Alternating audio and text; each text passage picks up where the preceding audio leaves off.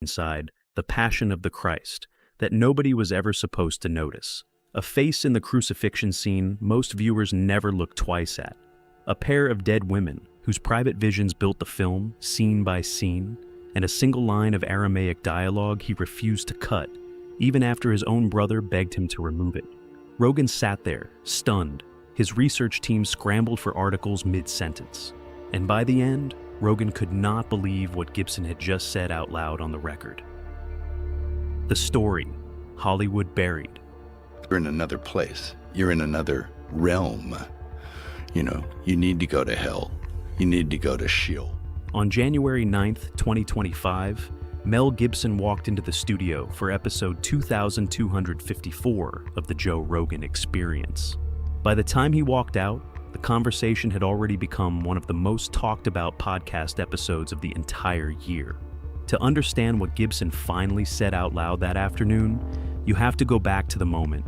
The Passion of the Christ almost died before a single frame was shot. In 1996, Mel Gibson stood at the highest point of his career. Braveheart had just won Best Picture and Best Director at the Academy Awards. He could have walked into any studio in Hollywood and greenlit almost any project he wanted. A war movie, a sequel, a franchise, any of it. Instead, he walked in with a script about the last 12 hours of the life of Jesus Christ, written entirely in reconstructed Aramaic, Latin, and Hebrew. No major English-speaking stars, no conventional action sequences, no subtitles-free marketing path, and a subject matter so divisive that studios did not even want to be publicly associated with it. 7 major studios refused it. 20th Century Fox, which had a first-look deal with Gibson's own company Icon, issued a public statement saying it would absolutely not be involved. Columbia passed, MGM passed, Paramount passed, Universal passed, Disney passed, Warner Brothers passed. Gibson told Rogan what he encountered was not just commercial caution, it was something far more pointed. He told Rogan directly that, in Hollywood, Christianity is the one religion you are still allowed to disparage. The same community that championed other faiths on screen had a categorically different and hostile response to this particular story. Rogan did not push back, he just nodded and agreed. Gibson refused to fold. He had financed Braveheart himself. He knew exactly how to make a movie without institutional permission. So, he wrote a check for $30 million to cover production, then a second check for $15 million to cover marketing and distribution, $45 million of his own money, no studio input, no creative interference, no safety net at all. He hired Professor William Fulco of Loyola Marymount University to translate the script into Aramaic and Latin. Fulco deliberately built in occasional pronunciation irregularities because the characters in the story would not have spoken those languages as their native tongue.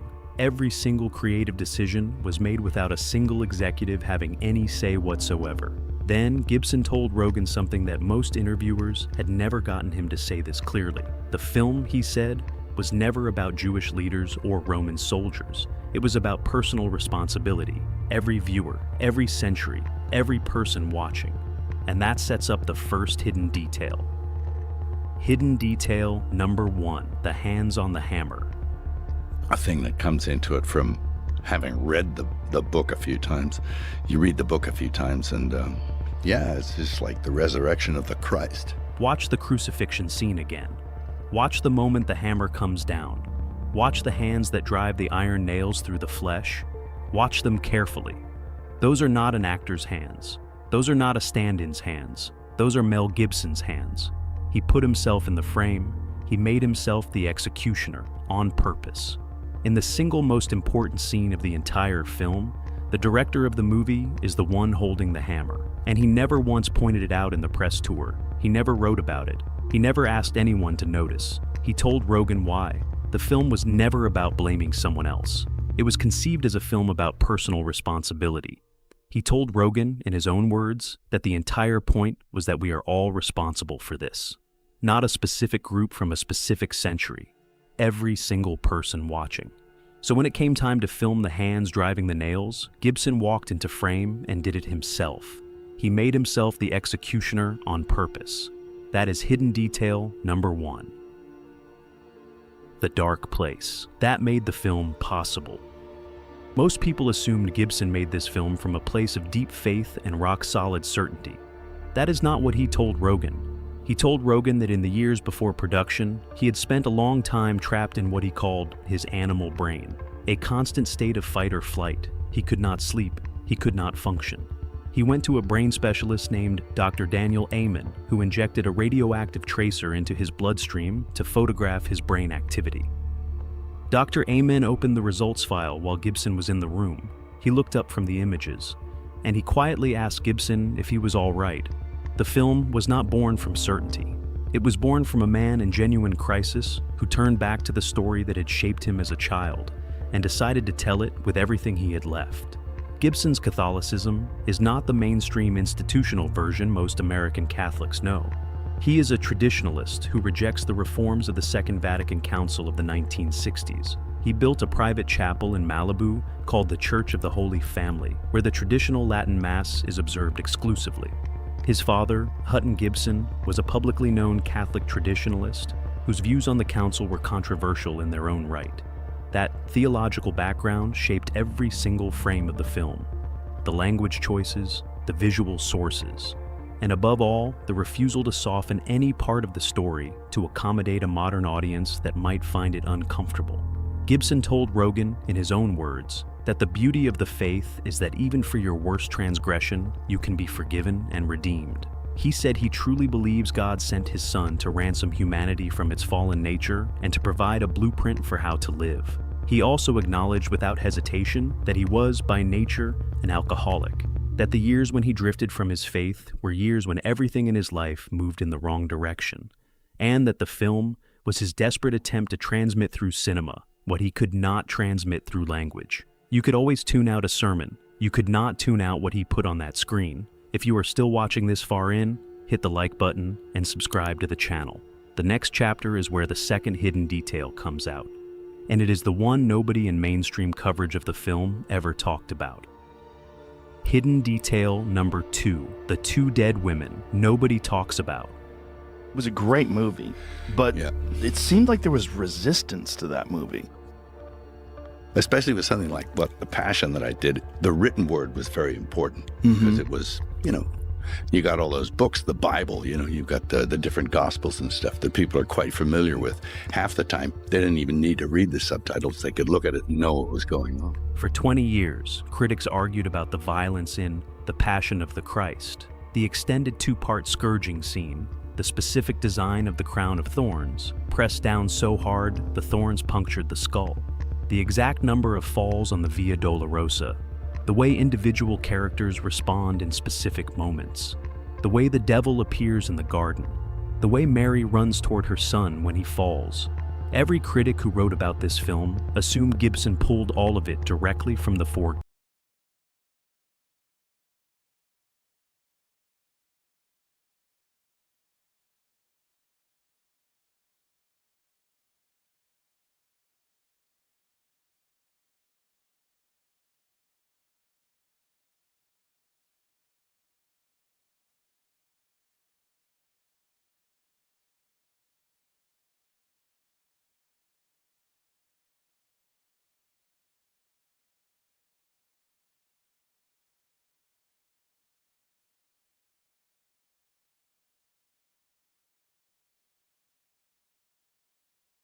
Gospels of the New Testament. He did not. He drew it from a 19th century German mystic named Anne Catherine Emmerich, a stigmatist, a woman who spent the last 12 years of her life bedridden and never left her village. She dictated 50 chapters of detailed sensory description of the Passion to the German poet Clemens Brentano. She claimed the scenes came to her in mystical visions. She described streets in Jerusalem she had never seen with her own eyes. She described the exact weight of the cross, the exact pattern of the crown, the exact words exchanged between the characters on the road to Calvary. Gibson read her book, and then he put her visions on screen.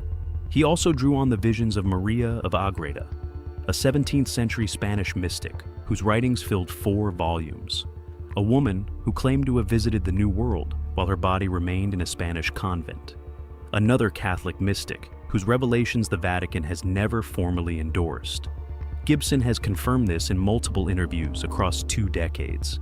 The film that critics accused of being anti-Semitic was actually built, scene by scene, on the private revelations of 2 dead Catholic women. The blueprint for the most scrutinized religious film of the 21st century was not drawn from canonical scripture. It was drawn from the mystical visions of 2 women whose accounts the church itself has never officially recognized. That is what was buried inside the Passion of the Christ. That is hidden detail number 2. Hidden detail number 3, the line Gibson refused to cut. The pre-release controversy that nearly buried the Passion of the Christ before opening night came down to a single line of Aramaic dialogue. The line is from Matthew 27, "His blood be upon our children and upon us." In the script, Gibson had it. In the rough cut, Gibson had it. When the controversy started, religious leaders demanded it be removed entirely. Distributors told him to cut it. His own brother told him to cut it. Gibson told one interviewer that if he included it in the English subtitles, people would come kill him. So he made a decision that almost nobody noticed at the time. He cut the subtitle. He did not cut the line. The Aramaic audio of that exact line from Matthew 27 remains in the theatrical release print of The Passion of the Christ to this day. Scholar Geza Vermes confirmed publicly that the words are still there in the spoken audio. Only the English translation was removed. The line is audible to anyone who understands Aramaic. It is silent to everyone else. Gibson has never fully explained why he made that choice. He told his brother he had initially planned to remove it completely. Then he kept it in. Not visible, not translated, but present. Embedded in the film where nobody could see it unless they knew exactly what to listen for. That is hidden detail number 3. The shroud, the apostles, and the argument that silenced Rogan. This was the exchange that landed hardest on the Rogan episode. It was not about filmmaking, it was about evidence. Gibson told Rogan he believes the Gospels are verifiable history, not mythology, and he came prepared to make the case. He pointed to Tacitus, the Roman historian who confirmed the execution of Jesus under Pontius Pilate. He pointed to Josephus, the Jewish historian whose references to Jesus have been confirmed as authentic by scholars across multiple disciplines. Then he pointed to the apostles, and he made the argument slowly, deliberately. Every one of those men, except John, chose death rather than deny what they claimed to have witnessed. People lie to save themselves. Nobody dies for something they know is not true. Rogan did not answer, he did not counter, he just sat with it. Then Gibson brought up the Shroud of Turin, the 14-foot linen cloth preserved in Turin that bears the image of a crucified man, burn marks from a 1532 fire, bloodstains consistent with flagellation wounds, and the faint, unexplained image of a face that no scientist has ever fully reproduced.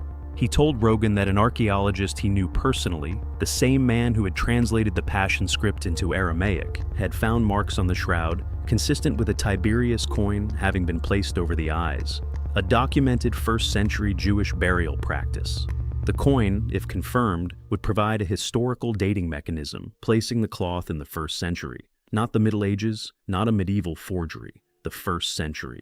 Rogan's research team scrambled. Within seconds, they pulled up 2 articles published within the preceding 6 months, reaching opposite conclusions about the shroud's age. Rogan read them out, and Gibson used them directly. The question is not settled. The 1988 carbon dating that dismissed the shroud as medieval has been complicated by subsequent analysis showing the tested fibers came from a later repair patch, not from the original cloth. Gibson is not presenting the shroud as proof. He is presenting it as one specific verifiable data point in a larger argument. That the historical claims of Christianity have not been debunked, only ignored. That distinction matters on a podcast, where Rogan has spent years pressing people on exactly that kind of intellectual sleight of hand. Gibson made the argument without hedging. He did not say he hoped it was true. He said he had looked at the evidence and found it compelling. Rogan did not push back. Rogan did not interrupt. He just nodded, looked down, and let Gibson finish. For a man who had been called a religious fanatic by mainstream critics for over 2 decades, the precision with which he made that case in a non-religious context was the moment the conversation stopped being about a movie. what Jim Caviezel actually endured. When Gibson called Jim Caviezel to offer him the role, Caviezel pointed out that his initials were JC and that he was 33 years old. Gibson told him he was freaking him out and hung up the phone. Before Caviezel accepted, Gibson warned him directly, "You will never work in this town again." Caviezel accepted anyway. What followed was the most physically punishing performance in the history of American cinema. Not measured in awards, measured in what it cost the man who delivered it. He dislocated his left shoulder carrying the cross, which weighed over 150 pounds. He was accidentally struck twice by a real whip during the scourging scene, when the actor behind him missed the concealed post. The second blow left a 14-inch scar across his back that he still carries today. He spent months nearly naked in the Italian winter, temperatures at 25 degrees Fahrenheit, winds at 30 knots. He developed hypothermia, a lung infection, and pneumonia. The prosthetic covering one eye to simulate swelling destroyed his depth perception and gave him migraines for the duration of the shoot. He lost 45 pounds, and then came the lightning. On the very last shot of the entire film, Caviezel was struck. He described the 4 seconds before impact as a sudden, eerie silence. The kind of silence that does not happen in nature. Then, he said, it was like both ears being slapped at once. He saw pink static. People around him began screaming. Producer Steve McKeevity reported seeing smoke coming from Caviezel's ears. Assistant director John Michelini was struck seconds later, standing a few feet away. It was the second time Michelini had been struck on that same production. In 2023, Caviezel publicly confirmed something he had not said before. Following the lightning strike, he died briefly at the hospital and was revived. The filming also required 2 heart surgeries, including open heart surgery. He spoke about it quietly, without drama, as though it were simply something that had happened to him, and he was still trying to make sense of it 20 years later. Gibson's warning turned out to be accurate. Caviezel found himself unable to get major roles in Hollywood. He was blacklisted. His agents dropped him. His lawyer dropped him over a subsequent faith-based project. The man who carried the film that made more money than almost any independent production in history was effectively pushed out of the industry that had refused to finance it and then watched it become a phenomenon. The conversions and the healings on the set. The Italian actor cast as Judas Iscariot walked onto that set as a self-described angry atheist. Luca Lionello walked off at a Catholic. He made his first confession. He had his marriage sanctified in the church. He baptized his children. He has spoken about it publicly in multiple interviews in the years since. A Muslim crew member who played one of the guards in the beating sequences also converted before filming, concluded. A detail Caviezel himself confirmed. Father John Bartunek, the theological consultant on set, described a production where everyone felt openly comfortable discussing faith in ways that simply do not happen on film sets. Maya Morgenstern, the Romanian Jewish actress who played Mary, was secretly pregnant during filming. She did not tell the production, a pregnant Jewish woman playing a Jewish mother watching her son die, surrounded by a story about life coming out of death. It was a symmetry the crew only fully absorbed after it became known. Gibson also told Rogan about a young girl with severe epilepsy who was present during filming and went an entire month without a single seizure. Other reports of restored senses reached the production. Gibson did not present any of this as proof of miracles. He presented it as a pattern that those present could not account for through ordinary means, and he said all of it on the record. Rogan did not interrupt him once. $612 million against Hollywood. The Passion of the Christ opened on Ash, Wednesday, February 25, 2004. The New York Times had already predicted the film would end Gibson's career. On opening day, the film earned $26 million. Nearly the entire production budget recovered in a single 24-hour window. By the end of the first week, it had crossed $125 million. By the end of the first month, it was past $200 million. The New York Times subsequently published a piece acknowledging that the film had revealed to the industry an audience whose existence had not been known. The final worldwide gross was $612 million against a $30 million production budget.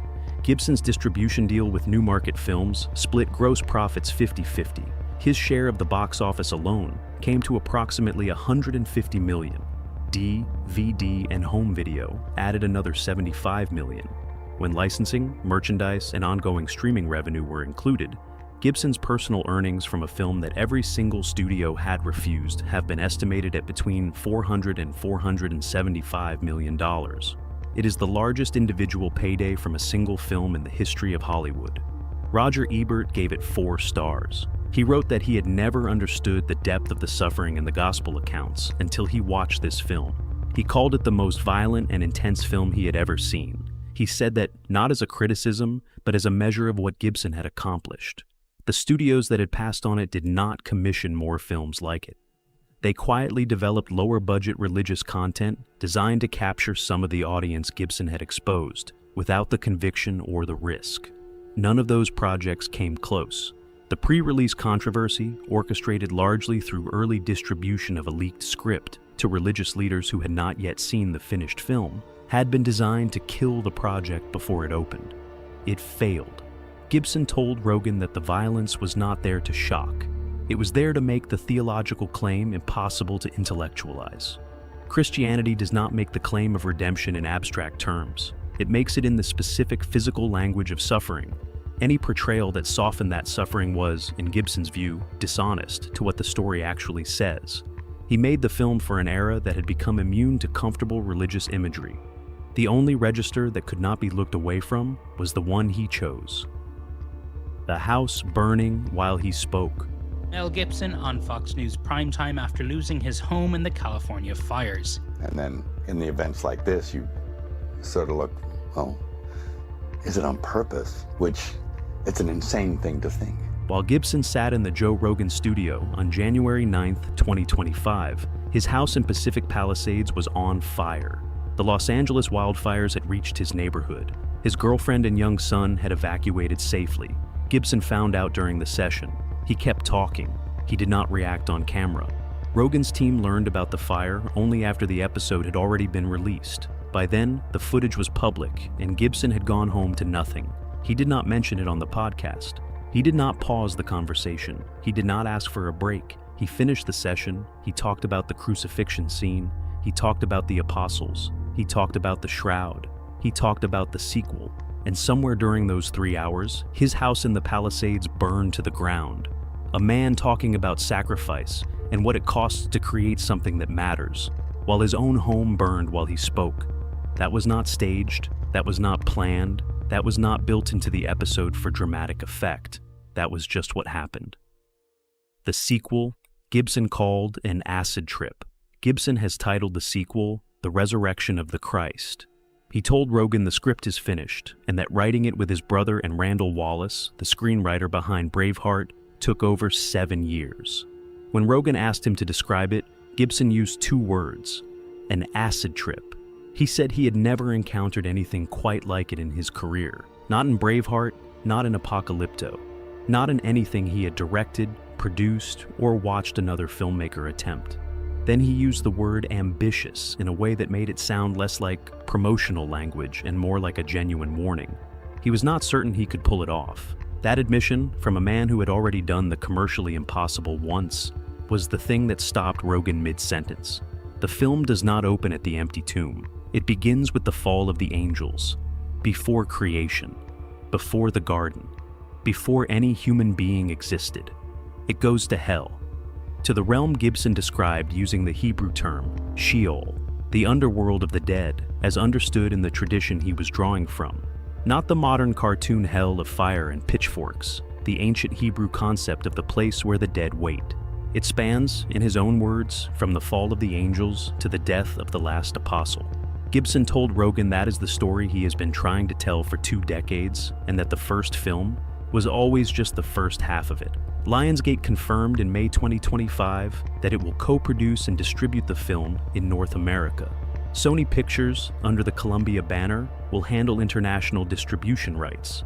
Jim Caviezel, the man who died briefly during the first production and now carries 2 heart surgeries on his medical record because of it, will reprise the role of Jesus. De-aging visual effects will be used to maintain continuity between the 2 films.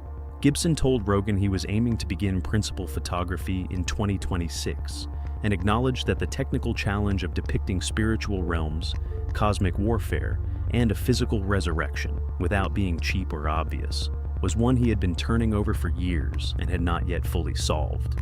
But Gibson said he is ready to take on the challenge, because what was buried inside The Passion of the Christ was never a secret about the film itself. It was a secret about what the film was actually doing to the people who watched it.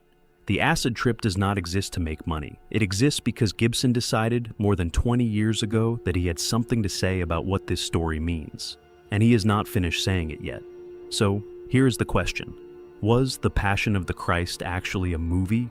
Or was it something closer to what Gibson was hinting at on that podcast? An argument disguised as a film, delivered to an audience that Hollywood did not believe existed? Tell me in the comments what you think Gibson was really doing on that Rogan episode. And if this story pulled you in, stick around. The videos popping up on the screen right now go deeper into the things nobody in that industry wants on the record.